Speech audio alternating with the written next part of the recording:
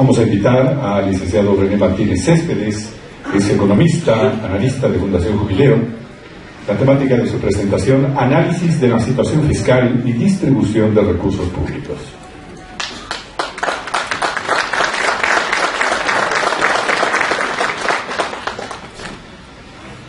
Gracias. Muy buenos días.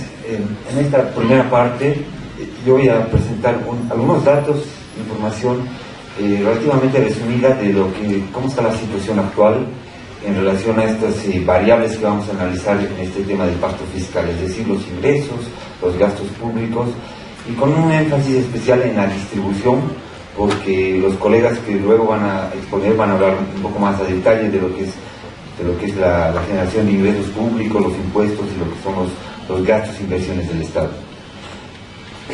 Inicialmente vamos a un poco definir de qué vamos a analizar en esta exposición y a lo largo también de la mañana cuando hablamos del pacto fiscal. Sobre qué vamos a pactar, qué es esto del pacto fiscal. Y lo que señalamos inicialmente es que el pacto fiscal y lo que es la economía fiscal toca temas sobre el relacionamiento que tiene el Estado y la sociedad civil en todo lo que es la provisión de bienes y servicios públicos. Lo que sucede es que la sociedad civil aporta al Estado una parte de sus ingresos vía impuestos, el Estado los recibe y los devuelve a la sociedad civil a través de bienes y servicios públicos. Ese es el mecanismo fiscal, ¿no? Cómo al Estado se provee de recursos públicos a través del aporte de la sociedad civil y luego los devuelve a través de bienes y servicios públicos como es la salud, educación, infraestructura, seguridad, etcétera, ¿no?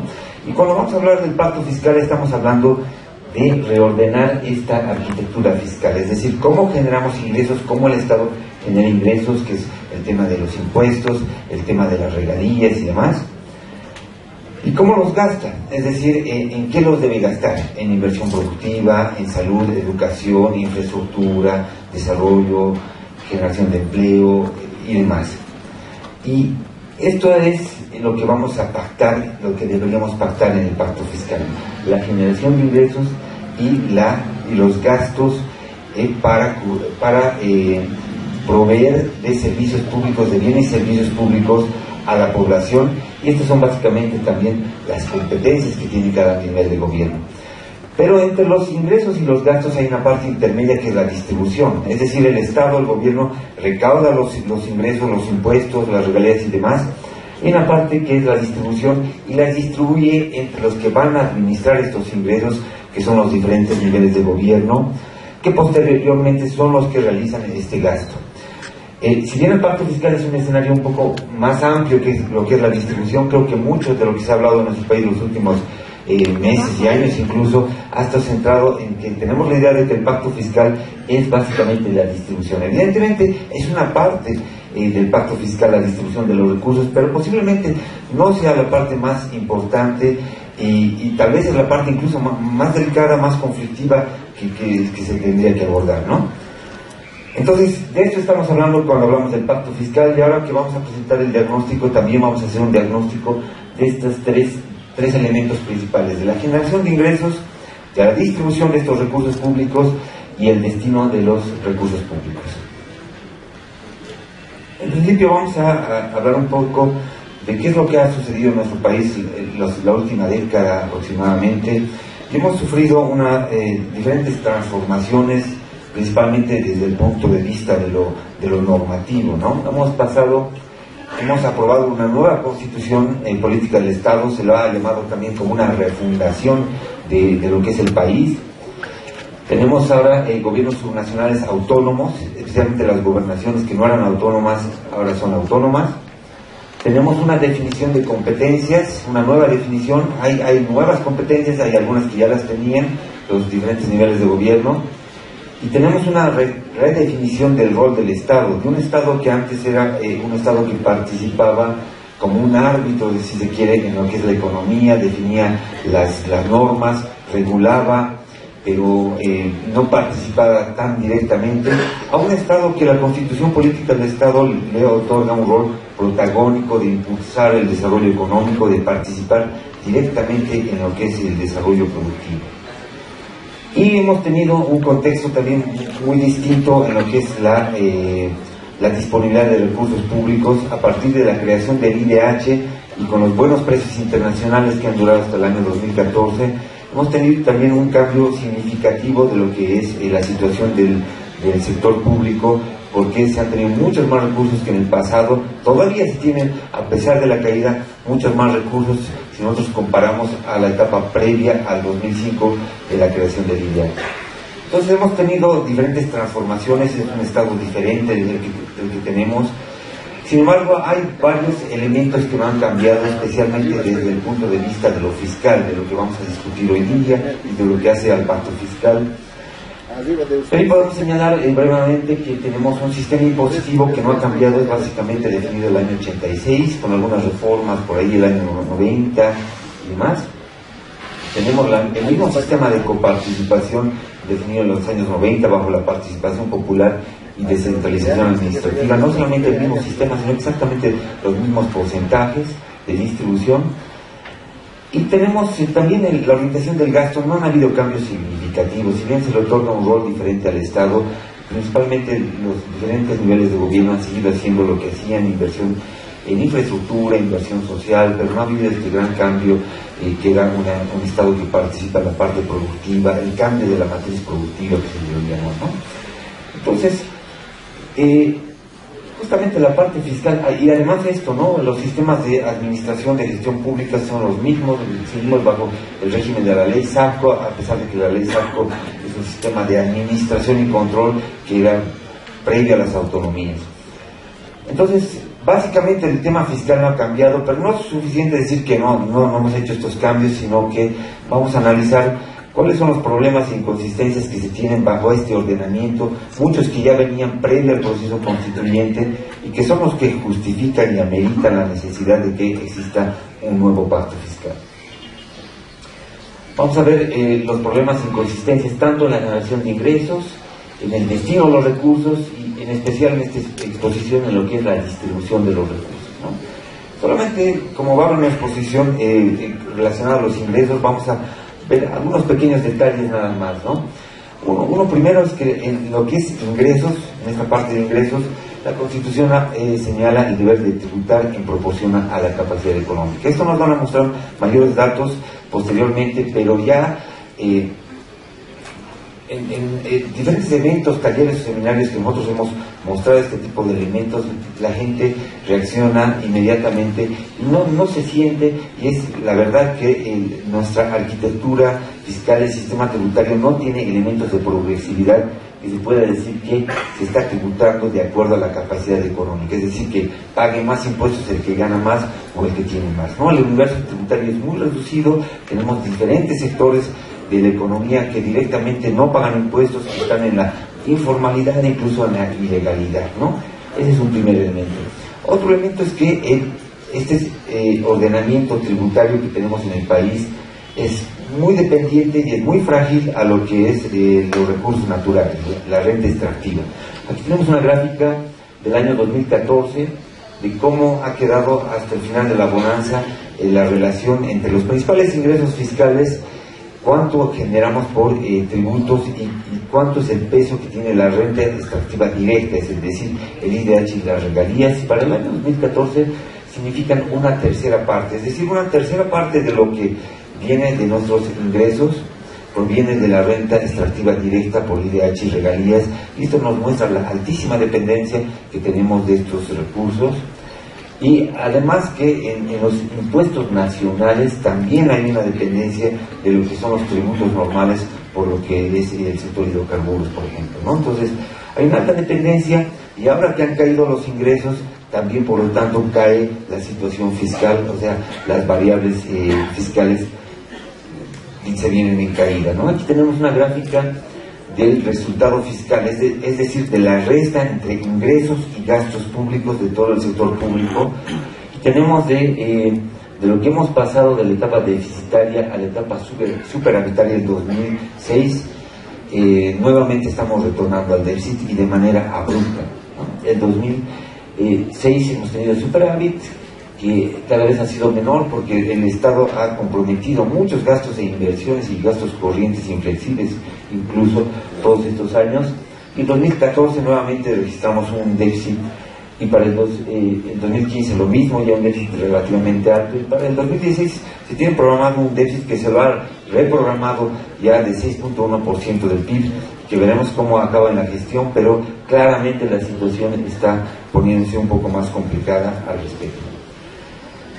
Otro elemento es que el sistema tributario, lo que es impuestos, aquí no estamos mostrando ni regalías ni IDH, está bastante, casi totalmente descentralizado, y esto no condice con la apuesta a las autonomías y cómo señala que son las autonomías la Constitución y la Ley Marco. Básicamente el 94% de los impuestos son datos del presupuesto de este año, los recauda a nivel central, gobiernos municipales 6% y gobernaciones 0, ¿no? Y esto no es resultado del esfuerzo tributario, también es parte, obviamente, en el caso de los municipios que tienen un impuesto que es relativamente interesante, pero en general no es resultado del esfuerzo tributario de los diferentes niveles de gobierno, sino que así está diseñada actualmente la arquitectura del sistema fiscal. Es decir, la ley de clasificación de impuestos restringe lo que es la recaudación de impuestos para gobernaciones, municipios, y el pacto fiscal es un elemento que deberíamos discutir. Con relación a los gastos, que también lo vamos a ver más adelante, yo solamente voy a mencionar que el tema de las inversiones ha crecido significativamente en el país, las inversiones públicas, lo que es una buena noticia, pero también ha crecido significativamente los gastos corrientes. Solo voy a mostrar un elemento, que el promedio de las inversiones, esta es una gráfica que nos muestra el promedio de las inversiones en los últimos 5 años que hace todo el sector público en todos sus niveles, incluyendo gobiernos nacionales, obviamente. Y aquí está el resultado de en qué sector estamos invirtiendo. Lo que nosotros siempre analizamos es, fíjense aquí, el promedio de las inversiones productivas, alternativas a hidrocarburos y minerales, lo que sería el cambio de matriz productiva. En el sector agropecuario, el sector industria y turismo, suman entre ambos sectores el 8.7% del total de la inversión pública, ¿no? Y los sectores en los que más se invierte es básicamente caminos, infraestructura, hay algo de inversión social, evidentemente, y en lo productivos estamos invirtiendo en hidrocarburos y minerales, haciendo una sumatoria del 18.1%. Entonces, ¿qué nos dice esto, no? Este es un promedio de los últimos 5 años, que la apuesta no ha sido por el cambio de matriz productiva, ha sido por continuar con el extractivismo y obviamente la inversión en infraestructura y demás, ¿no? Entonces, no hemos hecho eso que hemos apostado en esta década de la bonanza. No solamente se decía el Plan Nacional de Desarrollo, planteaba el cambio de matriz productiva, sino también la Constitución Política del Estado establecía la reinversión en sectores productivos, ¿no? Entonces, no lo hemos hecho. Y eso, este es el resultado de las inversiones de todo el sector público. Esto no podemos echarle la culpa solamente a nivel central. Están los municipios también que reciben la mayor tajada del IDH. Entonces, esto es una responsabilidad conjunta, ¿no? ¿Y cómo podemos cambiar esto? Porque estamos en autonomías, donde no puede salir una norma que le diga a municipios: ustedes inviertan en lo productivo, en salud, en educación, saneamiento básico, etcétera, porque los municipios son autónomos por decidir el uso de sus recursos. Entonces puede decir, no, yo voy a invertir en lo que vea mejor conveniente, ¿no? Entonces, por eso, este tipo de decisiones, cambiar esta realidad, amerita escenarios de concertación como es el pacto fiscal, donde hay acuerdos mínimos de priorizar sectores como puede ser el sector productivo que estamos mostrando en esta diapositiva. Y bueno, hay otros elementos también, además de esta apuesta de cambio de matriz productiva, que no lo hemos hecho en este actual ordenamiento fiscal y de la gestión pública. El cuestionamiento es un poco más amplio. ¿Cómo se hace política pública en un país con autonomías? Es algo que tal vez no nos hemos cuestionado en su momento, pero está un ejemplo emblemático como es el sector salud. El sector salud, en la Constitución Política del Estado se dice que es prioritario, junto a educación. Sin embargo, no estamos asignando recursos suficientes en todos los niveles de gobierno al sector salud. No hemos podido solucionar ni siquiera eso en el momento de la bonanza. Pero ¿cómo hacemos política pública y política pública sectorial en un Estado con autonomías? Eso debería tocarse también en este debate del pacto fiscal. Y hay otros elementos como el crecimiento exagerado de los gastos corrientes, que ahora hay que contrastarlo con la caída de los ingresos, que es un tema muy delicado y que tiene sesgos muy grandes de insostenibilidad, y el uso de la renta extractiva en gastos corrientes. Nosotros hemos hecho un estudio del destino del IDH y hay una gran parte del IDH que lo hemos destinado en gastos corrientes. ¿Significa esto? Consumir el IDH, es decir, destinar la venta del patrimonio de la nación, que es este recurso natural, lo extraemos, lo vendemos, lo destinamos a gastos corrientes, es decir, no los estamos consumiendo, ¿no? Y este es un tema que debería ser discutido también en un espacio como el pacto fiscal. En lo que es la gestión pública está el tema de las capacidades técnicas, de la ley SAPCO y demás, ¿no? Ahora vamos a ver un poquito a detalle lo que es la distribución de los recursos, que es lo que me ha tocado principalmente exponer. También brevemente, inicialmente señalar que la distribución de los recursos públicos en nuestro país está definido bajo lo denominado como sistema de coparticipación, ¿no? Los principales ingresos del país, que son los impuestos, los recauda a nivel central, y estos se distribuyen a través de un sistema de coparticipación, al igual que las regalías, que son básicamente, el sistema de coparticipación son porcentajes definidos en diferentes leyes que establecen cuánto le toca a cada nivel de gobierno, ¿no? Y esto básicamente no ha cambiado ni el sistema ni los porcentajes en los últimos años. Los porcentajes solamente han variado en lo que es el IDH, con algunas reformas que han habido, pero lo demás viene de los regímenes anteriores. Aquí tenemos un gráfico muy complicado, pero bueno, lo podemos compartir. Simplemente está mostrando todos los impuestos que tenemos en nuestro país, más las regalías, y está mostrando los diferentes niveles de gobierno. Nosotros lo que hemos hecho es aquí sistematizar con datos del presupuesto general del Estado de esta gestión 2016, cómo queda después de aplicado todo el sistema de coparticipación, la distribución de recursos por impuestos y regalías en el sector público, y mostramos en esta gráfica el resumen. Ahora, lo que yo les quiero señalar es, estamos aquí resumiendo la distribución de impuestos y regalías. ¿Por qué analizamos los impuestos y regalías? Porque hemos visto nosotros que hay diferentes análisis que se han hecho que están mostrando la distribución de los recursos públicos contrastando con lo que es el presupuesto general de la nación. ¿Por qué no utilizamos el presupuesto general? Porque el presupuesto es muy amplio. Hay que tomar en cuenta qué está considerando el presupuesto general del Estado. Considera obviamente el presupuesto de todos los niveles de gobierno, nivel central, gobernaciones, municipios, pero también están las empresas públicas que tienen su dinámica propia, están las cajas de salud, están muchas otras instituciones. Entonces, si nosotros analizamos la distribución de los recursos por nivel de gobierno, tomando como base el presupuesto, nos vamos a encontrar tal vez con resultados que no condicen con la distribución de los recursos, porque, para darles un ejemplo, en el presupuesto general del Estado están las cajas de salud. Por ejemplo, la caja petrolera. La caja petrolera tiene sus propios ingresos por aportes de sus afiliados y sus gastos en atención en salud. Ese dinero no lo vamos a distribuir a municipios y gobernaciones para que hagan carreteras ni nada. Lo mismo en el presupuesto general del Estado están instituciones como la EMI, que es la Universidad de los Militares. Tiene sus ingresos porque todos pagan ahí por la universidad, los alumnos, y reciben la educación, y esos son sus gastos. Entonces es algo bien amplio el presupuesto, que tiene muchos elementos, y eso, el dinero de la EMI obviamente no lo vamos a discutir en el pacto fiscal, no vamos a distribuir eso, ¿no?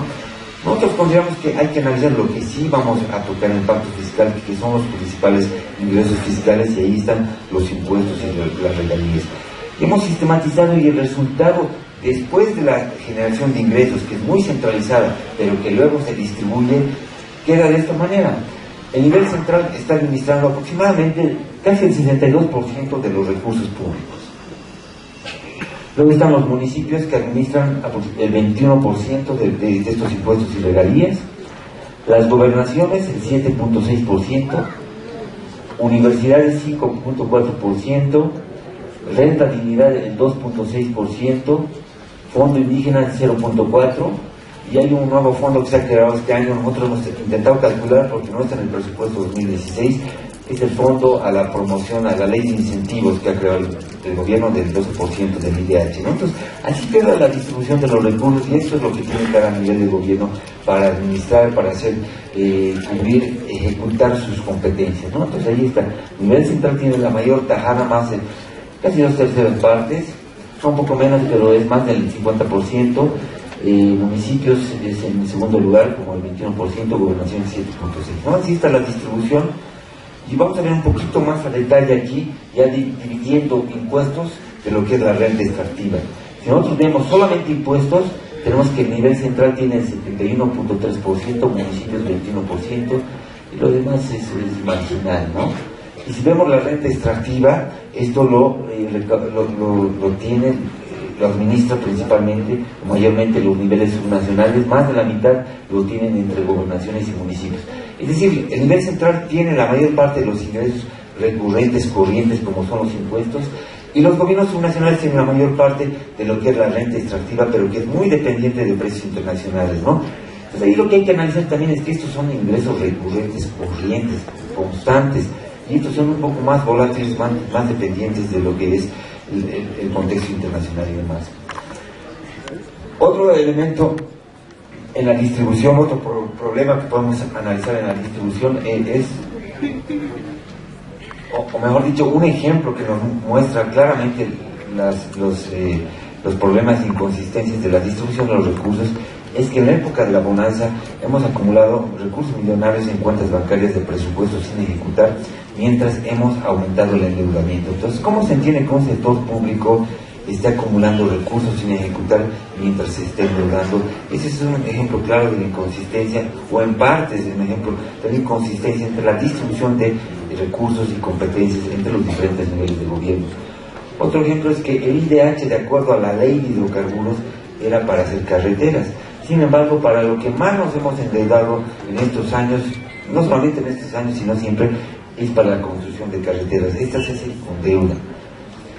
Y otro elemento es lo que ya señalaba el gobernador, es que bajo esta distribución de los recursos se otorga, pero también se vuelve a transferir y se quita, ¿no? Entonces eso en un pacto fiscal debería sincerarse, hacer una distribución de acuerdo a lo que vas a ejecutar, porque tenemos un montón de transferencias para gastos ya destinados o devoluciones. Por ejemplo, el fondo cívico se les da a las gobernaciones y municipios, el IDH una partecita lo devuelven al Ministerio de Culturas, lo mismo la renta dignidad se da y se devuelve, el IHD lo mismo, va a gobernaciones aparentemente, una parte devuelve a nivel central en el presupuesto para que vaya a universidades, lo mismo seguridad ciudadana. Entonces esto más bien, en vez de hacer este tipo de partes, deberíamos sincerar cuánto realmente hay que asignar a cada nivel de gobierno para cumplir sus competencias. Un elemento más en esto de la distribución, otros también se ha referido el gobernador sobre esto, es que si nosotros hacemos analogía con lo que ha pasado en los años 90, tal vez deberíamos también analizar dentro de este marco la distribución de los recursos, principalmente para gobernaciones. Han habido dos etapas principales en el proceso de descentralización en Bolivia, descentralización fiscal en las últimas décadas, y una es en los años 90 bajo la participación popular y también la descentralización administrativa, que básicamente era una apuesta de descentralización hacia el nivel municipal. Y en este elemento se ha conferido a los niveles municipales recursos de coparticipación de impuestos nacionales, el 20% que todos lo conocen, pero también potestad tributaria a los impuestos municipales a propiedad de bienes inmuebles y vehículos automotores, y obviamente con esto han tenido recursos para hacer el ejercicio de sus atribuciones y competencias. Y el segundo momento de la distribución, o mejor dicho, de la descentralización, es bajo la constitución política y las demandas de los años 2000 por la autonomía de los gobiernos subnacionales. Es una descentralización, es una apuesta, una demanda más por una descentralización departamental. Entonces hemos apostado por eso, entonces por lo tanto también uno debería seguir bajo este esquema, esperando que haya una asignación de recursos por coparticipación de impuestos recurrentes y lo mismo impuestos para que puedan recaudar. Ya casi finalmente quiero mencionar cómo se deberían distribuir los recursos públicos en el caso de que lleguemos a discutir una distribución. Nosotros decimos técnicamente que una distribución de los recursos debería responder al costeo de las competencias, es decir, a los niveles de gobierno se les asignan recursos para que hagan ejercicio de sus competencias, es decir, que hagan sus competencias, que son los bienes y servicios públicos que proveen a la población. Es decir, se necesitan recursos para saneamiento básico, para carreteras, infraestructura, educación, salud. Ese es el fin último, no tanto la asignación de recursos para el empoderamiento de los diferentes niveles de gobierno, ¿no? Entonces, una distribución de recursos debería partir, creemos nosotros, de un costeo de las competencias. Y en el costeo de las competencias también se debería analizar, y en la asignación de los recursos, las competencias que se tienen relacionadas a gastos corrientes, por lo tanto darles ingresos corrientes de impuestos para que esto sea sostenible. Es decir, si le vas a otorgar competencias de que pague ítems, por ejemplo, de algún sector, hay que darle recursos recurrentes como son los corrientes impuestos. Y si tienen competencias de inversión, hay que darles recursos que sí pueden tener esta flexibilidad, como es la inversión pública, y serían los recursos de la renta extractiva. Entonces, nosotros pensamos que ese debería ser el debate en el pacto fiscal, costear las competencias, y el resultado debería ser, de la distribución de los recursos, debería ser en marco a eso, ¿no? Ya se tienen las competencias definidas, o por lo menos el marco general de las competencias, en lo que es la Constitución, la ley marco y algunas leyes específicas. Bueno, lo último es que también la distribución de los recursos toca el tema horizontal, que lo ha mencionado, que es la demanda de la paz. Esta es la sistematización del presupuesto de las gobernaciones, restándole lo que no es para la gestión de la gobernación, como es el pago de ítems de salud, la renta dignidad, todo eso, dividido entre el número de habitantes, y estos son datos del presupuesto 2016. Como pueden ver, aquí hay una inequidad bastante marcada entre un departamento y otro. Existe una diferencia entre 20 veces en la asignación por habitante per cápita en lo que recibe una gobernación con relación a otra para inversión de su gobernación, ¿no? Y esto obviamente no condice con los principios y valores de la Constitución de solidaridad, igualdad y equilibrio. Entonces, ¿cómo solucionamos esto de las competencias? Bueno, aquí están los criterios que se usan, población y demás, pues ya no lo voy a tocar por falta de tiempo, pero ¿cómo solucionamos esto? Y no solamente esto, sino el tema de la distribución entre los diferentes niveles de gobierno, ¿no? Aquí hay un tema que la regalía, creo que es el principal factor de la distribución o de la inequidad en la distribución, está ya constitucionalizada, es decir, eso ya no podemos tocar. La regalía, que ha sido una conquista, creo que histórica, que viene desde muchas leyes de hidrocarburos y más, que está ya ahora constitucionalizada, eso no podemos tocar. Entonces, tenemos dos vías, ¿no? Tanto para solucionar esto o como para corregir si queremos una distribución de los recursos por nivel de gobierno. Y una es la coparticipación y la otra vía es el sistema tributario, ¿no? Que también podría ser una abordar reformas en el sistema impositivo en el marco de las autonomías, podría coadyuvar a las gobernaciones, tener mayores recursos y también a poder reducir las inequidades en la distribución de los recursos por departamento con el esfuerzo recaudatorio, el esfuerzo impositivo de cada región. Bueno, hasta ahí yo me quedo. Muchas gracias.